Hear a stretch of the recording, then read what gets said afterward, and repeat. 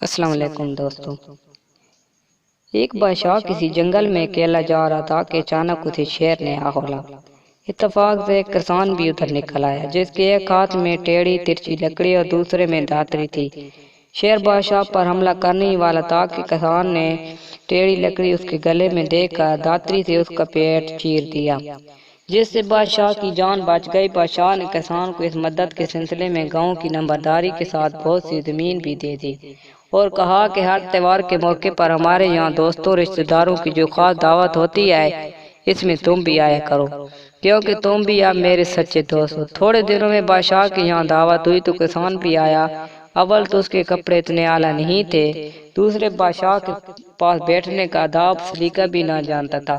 اس سے کئی غلطیاں ہوئی۔ کھانا آیا تو وہ بادشاہ کے ساتھ ہی کھانے کو بیٹھ گیا۔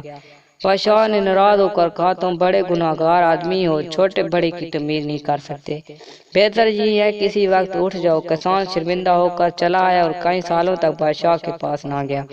ایک دن بادشاہ گاڑی پر سوار ایک تنگ پل سے گزر رہا تھا کہ گاڑی کا ایک پہیہ نکل گیا۔ اگر اسی وقت سہارا دے کر اس کی اونچائی دوسروں کے برابر نہ کی جاتی تو بادشاہ دریا میں گر جاتا۔ حسن اخلاق یا تحریر کے وہی کسان اس وقت بھی وہاں موجود تھا۔ اس نے پہیہ نکالتے ہی گاڑی کو اپنے بازوؤں پر سنبھال کر بادشاہ کو گرانے سے بچا لیا۔ بادشاہ کسان کی اس دوبارہ خدمت سے اس قدر خوش ہوا کہ اپنے ساتھ لے جا کر کئی دنوں مہمان رکھا اور چلتے وقت بہت سا انعام دے کر ہمیشہ آنے کی اجازت دی۔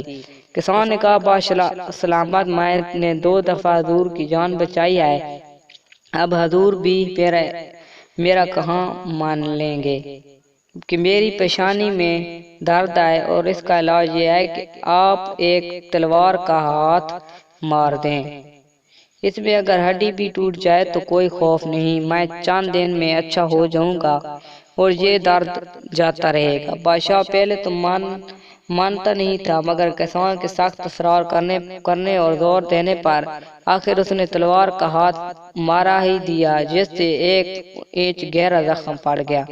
کسان زخم کھا کر چلا گیا اور چند روز میں معمولی علاج سے زخم اچھا ہو گیا۔ کچھ دن بعد بادشاہ نے اسے اپنے پاس بلا کر حال پوچھا تو کسان نے عرض کی، بادشاہ سلامت، خدا کے فضل سے تلوار کے زخم کا اب نشان تک نہیں رہا، مگر پہلی دعوت میں حضور کے بدتمیز گناہگار کہنا اور نکال دینے کا زخم اب تک میرے دل پر ویسے کا ویسا ہی ہے۔ یہ سن کر بادشاہ نے گردن جھکا لی اور کہا، بے شک تم سچے ہو، میں ہی غلطی سے دناؤں کے اس قول کو بھول گیا تھا کہ تلوار کا زخم بھر جاتا ہے مگر زبان کا نہیں بھرتا۔ تو دوستو، میری آج کی اگر ویڈیو اچھی لگی ہو تو لائک کر دیجیے گا اور شیئر کر دیجیے گا اور چینل کو سبسکرائب کر دیجیے گا۔ والسلام۔